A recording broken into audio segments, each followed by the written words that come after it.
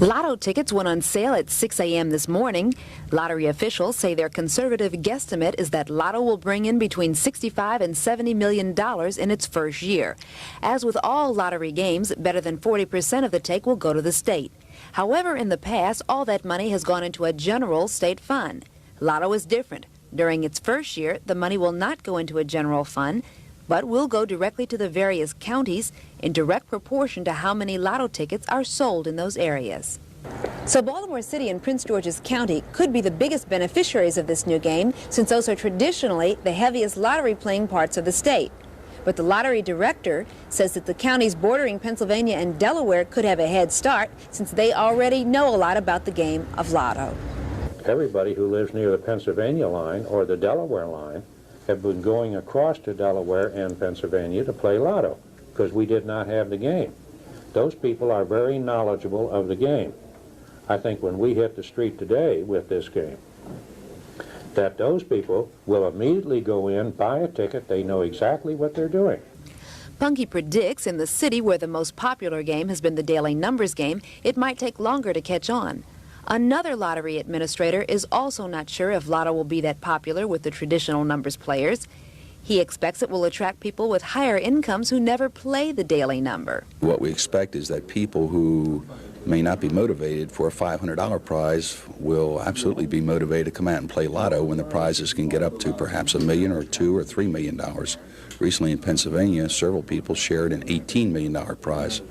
Lottery officials say we'll just have to wait and see where the new game is popular to find out what parts of the state will in fact be the Lotto winners. Joyce Jefferson, News Scene 2. If you happen to drive through Baltimore's block between now and noon tomorrow, amidst the usual flashing signs and usual invitations, come in and see the show. They take it all off. You are bound to see some different kinds of signs and hear a different type of invitation.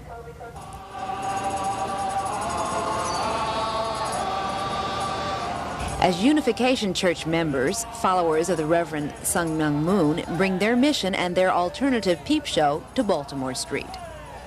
The Moonies say they'll stay here on the block for 24 hours trying to deliver their message, and they'll be asking people who work on the block to sign this, a letter of resignation.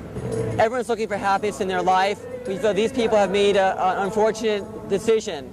We'd like to help them to reconsider their decision and to really think about living their life more centered upon God. Everybody's got to have a job.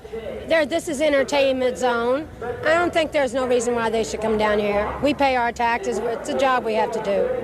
And they say, your mother know you're here? Yeah, my mother's home waiting for the money. Some passers-by stopped to watch. The most prevalent reaction to the Moonies was one of tolerance. Well, it's free speech in America. I can't blame them for that. But I personally feel that there's a place for pornography. Because it's going to exist. It's always existed. And a firm belief that the Moonies' visit here will soon be forgotten. Because you'll never get rid of these peep shows and all these bars and things. They've been here for 50 years. Joyce Jefferson, News Scene 2, on the block.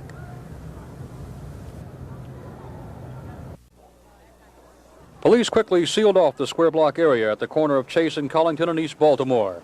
No one, including the news media, was allowed near the house at 2206 East Chase Street, where the man with the gun had been holed up since 4:30 this afternoon. We slipped down an alleyway and found a vantage point across the street from where police were talking with the man. Just before 8 p.m., the man appeared in the doorway, identified as 62-year-old Robert Blindberger. A police officer ran toward him, and two others jumped in from the side. The gun was wrestled from his hands.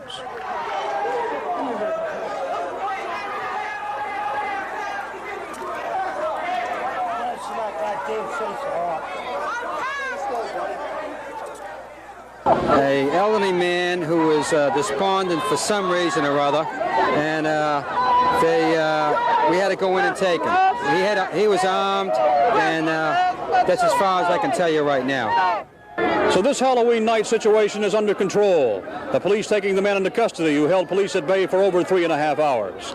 Les Coleman, News Scene 2. Now here's a story that the sports department somehow missed, but our all-around sport, Susan White Bowden, says it was a story right up her alley. It was a bowling tournament for daycare children. Being in a tournament the very first time you bowl has got to be a unique experience unto itself. But these first-time tournament bowlers are only 3, 4, and 5 years old. That makes this experience even more special and more fun. The Tiny Tots Tourney at Shake and Bake was sponsored by Urban Services and involves St. Veronica's Head Start program in Cherry Hill and the Dunbar Daycare Center in East Baltimore. It was also held as a Veterans Day celebration with flags and onlooking vets. First question, what do you do with the ball? Answer, you drop it. Then what happens? You wait, and you wait. Why?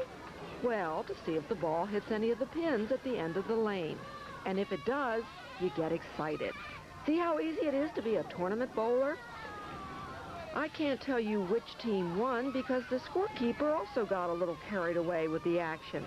But I can tell you everyone took part, even those not signed up, like this 3-year-old. I can't bowl. Why? Because somebody getting a turn.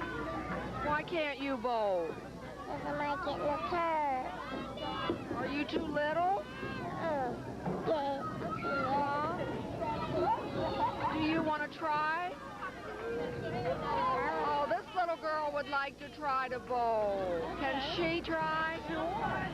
Okay, they're going to let you try. Let's go over to a lane.